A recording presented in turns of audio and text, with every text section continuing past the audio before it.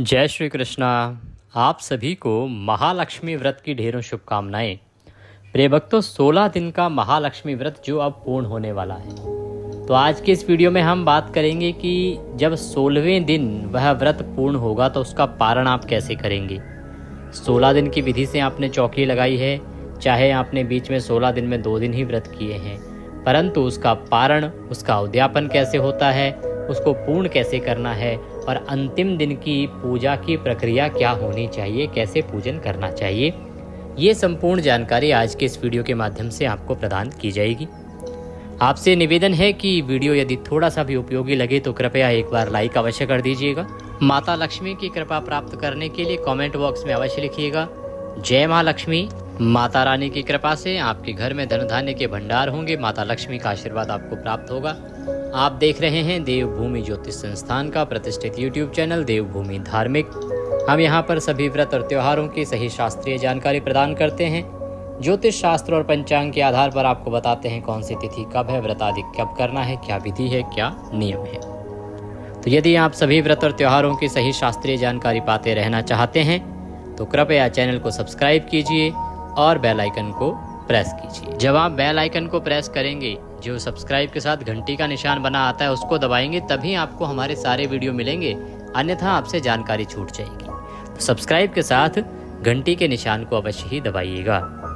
आइए बात करते हैं 16 दिवसीय महालक्ष्मी व्रत के समापन की अंतिम दिन पूजन की। प्रिय भक्तों, ये जो 16 दिन का व्रत होता है ना, इसकी शुरुआत होती है राधा अष्टमी से और यह पूर्ण होता है श्राद्ध पक्ष में जो अष्टमी तिथि आती है, अश्विन मास के कृष्ण पक्ष की अष्टमी तिथि, इस दिन इसकी पूर्णता होती है। इस प्रकार से ये 16 दिन का विधान कहा गया है। अब इसमें कुछ लोग प्रतिदिन अर्थात 16 दिन ही पूजन करते हैं, कुछ लोग पहला और अंतिम दिन पूजन करते हैं। विधान ये भी है कि आपको पहले दिन और बीच में पूर्णिमा पड़ती है तो पूर्णिमा पे और अंतिम दिन आपको पूजन करना चाहिए और व्रत करना चाहिए माता लक्ष्मी का, और माता लक्ष्मी की कथा आपको सुननी चाहिए। ये विधान इस व्रत के लिए कहा गया है। इसमें प्रथम दिन आपने एक चौकी स्थापित की होगी जिसकी पूजा आपको 16 दिन तक करनी चाहिए। चौकी स्थापित की होगी और चौकी पर आप प्रतिदिन पूजन कर रहे होंगे। उसी चौकी पर अब आपने अंतिम दिन का पूजन करना है।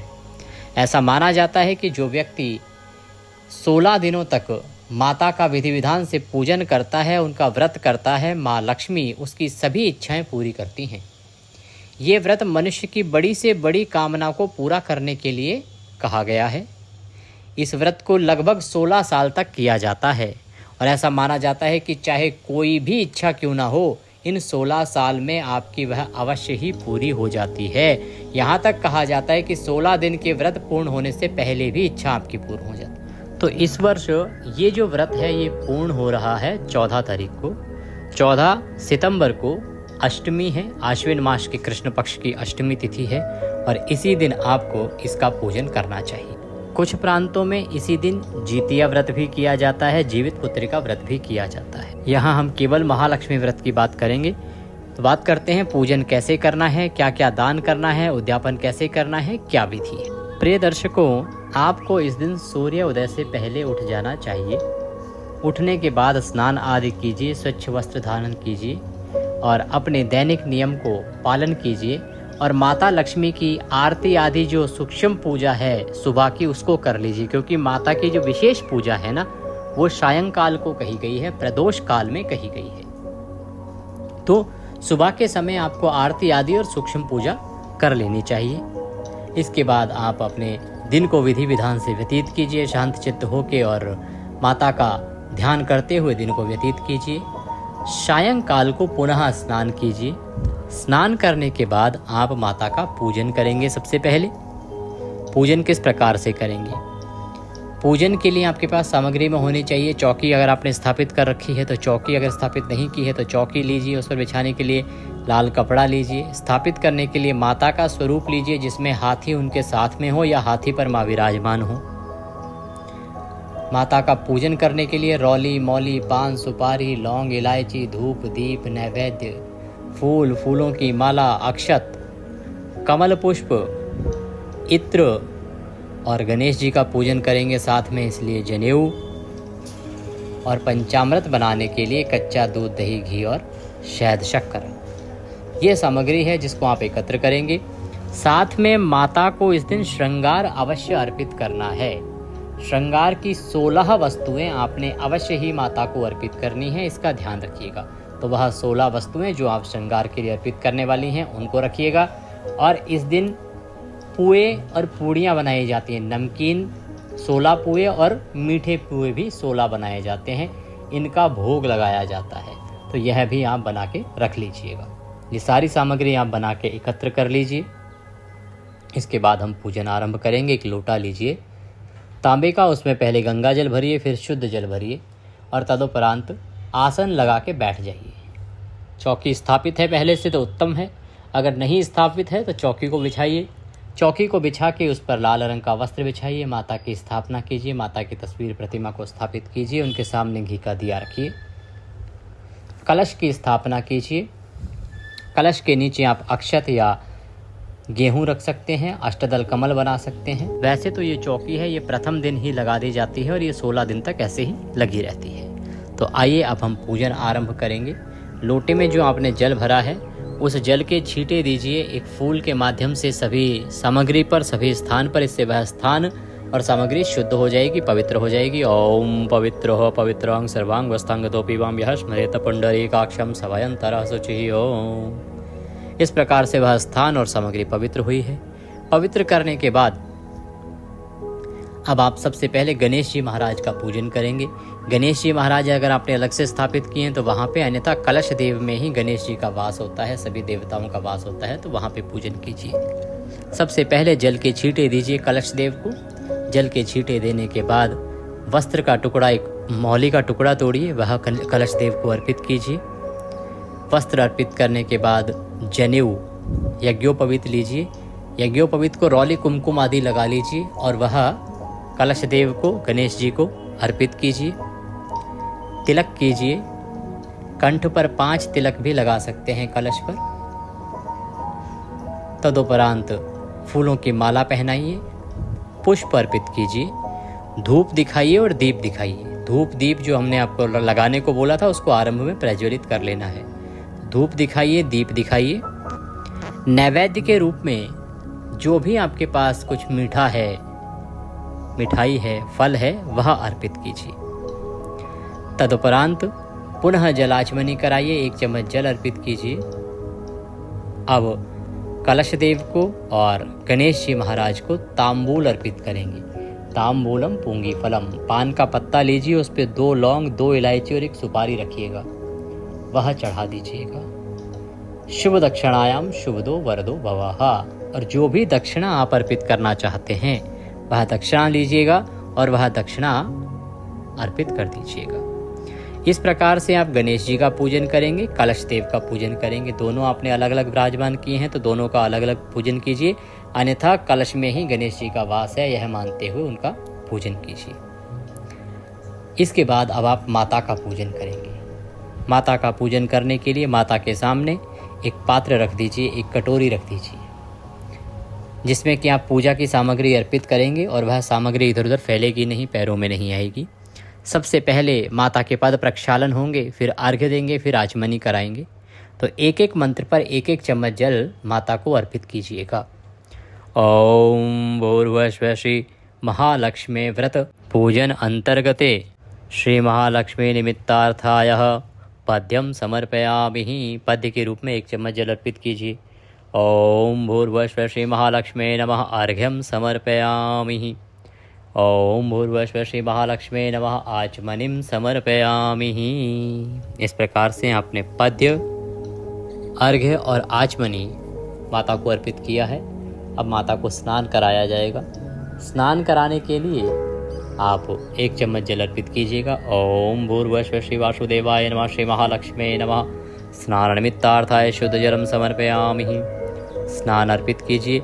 स्नान समर्पित करने के बाद पंचामृत से स्नान कराएंगे। तो पंचामृत बनाइए कच्चा दूध, दही, घी, शहद और शक्कर से पंचामृत बनाइए। वह पंचामृत फूल पर लगा लीजिए और माता को अर्पित कीजिएगा। ओम भूर्भुवः श्री महालक्ष्मी नमः पंचामृत स्नान निमित्तार्थाय पंचामृतम समर्पयामि। पंचामृत समर्पित कीजिए। पंचामृत से स्नान कराने के बाद शुद्धोदक स्नान कराया जाता है, तो पुनः 1 चम्मच जल अर्पित कीजिए। ओम भूर्भुवः श्री महालक्ष्मी नमः। शुद्धोदक स्नान निमित्तार्थाय शुद्ध जलम समर्पयामि। शुद्ध जल से स्नान कराने के बाद अब आप भगवान को, माता लक्ष्मी को वस्त्र अर्पित करेंगे।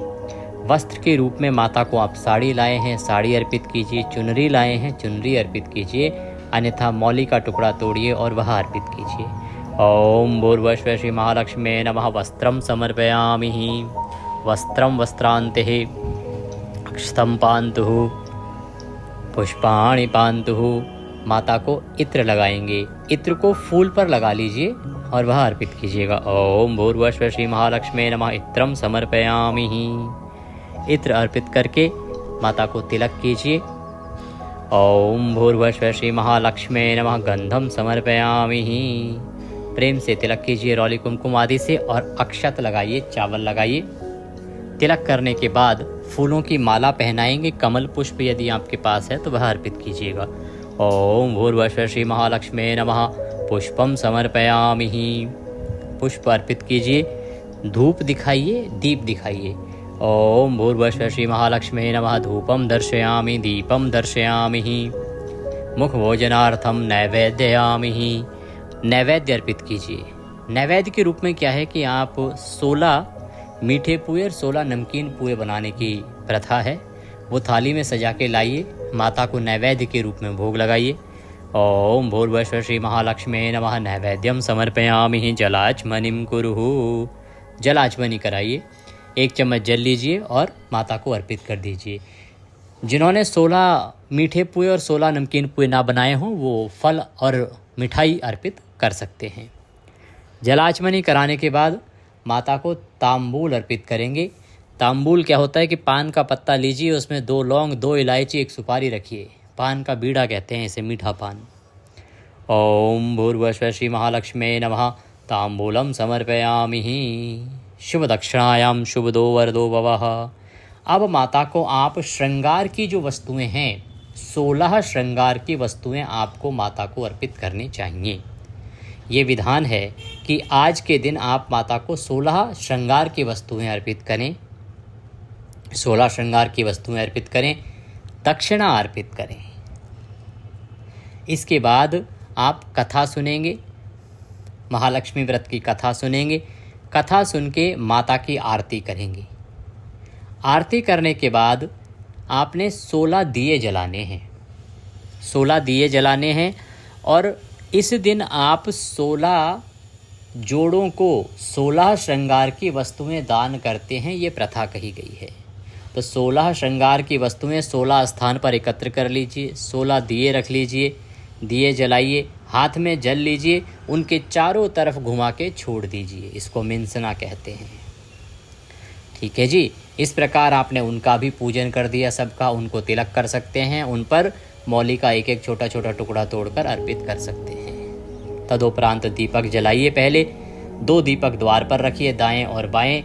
बाकी एक माता तुलसी का पूजन के लिए माता तुलसी के स्थान पर रखिए। पीपल हैं तो वहाँ रखिए, अन्य चौबारे में रखिए और एक किचन में रख दीजिए। इस प्रकार से ये 16 दीपक हैं जिनको आपको जलाना है, प्रज्वलित करना है। आपने 16 जो जोड़ों को सामान देना है उसका भी पूजन कर लिया है। अब अंतिम होता है, माता को विदा करना होता है, माता को पुष्पांजलि करनी होती है। विदा से अभिप्राय ये नहीं है कि माता चली जाएं, माता से प्रार्थना करनी है कि वो यहीं विराजमान हो। हाथों में पुष्प लीजिए और निवेदन कीजिए। आवाहनम न जानामि विसर्जनम पूजम चैवम न जानामि क्षम्यताम परमेश्वरी। हे मातेश्वरी, न हम आपका आवाहन जानते हैं, न पूजन जानते हैं, न विसर्जन जानते हैं। हम तो अज्ञानी जीव हैं। जैसी बन पड़ी है वैसी सेवा आपके इन श्री चरणों की है। इसमें जाने अनजाने में हमसे कोई गलती, कोई त्रुटि, कोई भूल हो गई हो तो मातेश्वरी उसे क्षमा कीजिएगा। आप दया सिंधु हैं, हम आपके दर के भिखारी हैं। हमारी जाने अनजाने की गलतियों को क्षमा करते हुए दया का आशीर्वाद प्रदान कीजिएगा। आपको अर्पित करने के लिए हमारे पास कुछ नहीं है। तन मन धन सब आप ही का है। हमारे पास केवल क्या है? मालती मलका जाति सत्पत्रानि संयुक्तम पुष्पांजलिम मया दत्ताम ग्रहणाम परमेश्वरी। हे मातेश्वरी, हम अपनी जाने अनजाने की गलतियों की क्षमा के लिए आपको ये पुष्प अर्पित कर रहे हैं और आपसे प्रार्थना करते हैं कि सदा आप हमारे इस घर में वास करें, आप हमें छोड़ के कहीं ना जाएं, आप प्रसन्न हो, हमारे इसी घर में वास करें और सदा हम पर कृपा बनाए रखें, जिससे कि हम सदा आपके पूजा पाठ में लगे रहें, हमारा मन सदा आपके पूजा पाठ में लगा रहे और आपके आशीर्वाद से हम इसी प्रकार फलते फूलते रहें। और वह पुष्प मातेश्वरी के चरणों में अर्पित कर दीजिए। माँ को प्रणाम कीजिए, खड़े खड़े परिक्रमा कर लीजिए। यानि कानि च पापानि प्रदक्षिणाम पदे पदे, यानि कानि च पापानि प्रदक्षिणाम पदे पदे। इस प्रकार से आपने परिक्रमा कर लेनी है। ये पूजन हो गया 16वें दिन का। आप 16 जो जोड़े हैं उनको भोजन करा सकते हैं यहाँ बुला के घर पे, अन्यथा केवल एक को भोजन करा सकते हैं, बाकी को आप सामग्री दे सकते हैं। जो व्रती है वो आज के दिन भोजन नहीं करेंगी, क्योंकि ये 16वां दिन है। आज आपको व्रत रखना है, आपने पारण करना है अगले दिन। पारण कब होगा? अगले दिन होगा। और पारण के लिए समय क्या रहेगा वो मैं बताता हूँ पंचांग देख के। 14 तारीख को व्रत कर रहे हैं और 15 को होगा पारण। सोमवार का दिन रहेगा। सोमवार को सूर्योदय से पहले उठ जाइएगा। उठने के बाद स्नान आदि करके और माता की सूक्ष्म पूजा कीजिएगा। सूक्ष्म पूजा करने के बाद इसका विसर्जन करेंगे। जो कलश का धागा है उसको तोड़ दीजिएगा, चौकी को खिसका दीजिएगा, कलश को खिसका दीजिएगा। इसमें से जो प्रसाद योग्य वस्तुएं हैं उनको प्रसाद के रूप में ग्रहण कीजिएगा। जो माता को आपने श्रृंगार अर्पित किया है वह भी माता का आशीर्वाद समझ के आप स्वयं प्रयोग कर सकते हैं। सुबह का पूजन करने के बाद विसर्जन करेंगे और पारण करने से पहले ब्राह्मण को दान दक्षिणा आदि देनी है। कथा के निमित्त, जानकारी के निमित्त यदि कोई भी दक्षिणा आप हमें भेजना चाहते हैं तो स्क्रीन पर नंबर आ रहा है, उस पर आप दक्षिणा भेज सकते हैं। 2 नंबर हैं, दोनों में से किसी पर भी भेज सकते हैं। कई बार एक पर जब पूरा हो जाती है लिमिट तो फिर दूसरे पे करना पड़ता है। दक्षिणा आदि देने के बाद आप व्रत का पारण करेंगे। रही बात सामग्री का क्या करना है, तो मैंने बताया जो प्रसाद योग्य सामग्री है उसको प्रसाद के रूप में ग्रहण कीजिए। फल आदि जो अर्पित किए हैं उसको स्वयं ग्रहण कीजिए प्रसाद के रूप में। श्रृंगार की वस्तुएं माता के आशीर्वाद के रूप में प्रयोग कीजिए स्वयं। दक्षिणा जो आपने चढ़ाई है वह आप गौ आश्रम में दे दीजिए, गौशाला में दे दीजिएगा। और बाकी जो सामग्री है उसका जल विसर्जन होगा या भूमि विसर्जन होगा। कपड़ा आपने बिछाया है वह पुनः प्रयोग हो सकता है। अब तो दिवाली तक हर 15 दिन में कोई न कोई पूजन होता ही रहेगा। आगे नवरात्रि आ रहे हैं, फिर चौकी लगेगी, तो कपड़ा आप तब प्रयोग कर सकते हैं। कलश का पुनः प्रयोग किया जा सकता है। जल को पूरे घर में छिड़क दीजिएगा, उसके बाद भी बच जाए तो वह पीपल में डाल दीजिएगा। इसके अतिरिक्त उसमें जो सामग्री है उसमें प्रमुख रूप से जो चांदी का सिक्का होगा, सुपारी होगी और हल्दी की गांठ होगी। चांदी का सिक्का अपनी तिजोरी में रख लीजिएगा। सुपारी और हल्दी की गांठ को आप जल विसर्जन कर सकते हैं। इस प्रकार से आप यह 16 दिवसीय जो पूजन है इसको पूर्ण करेंगे। माता रानी अवश्य आप पर प्रसन्न होंगी। कुछ और पूछना चाहते हैं, कहना चाहते हैं, कुछ हमसे छूट गया हो तो कमेंट बॉक्स में लिख के पूछ लीजिएगा। जय माँ लक्ष्मी।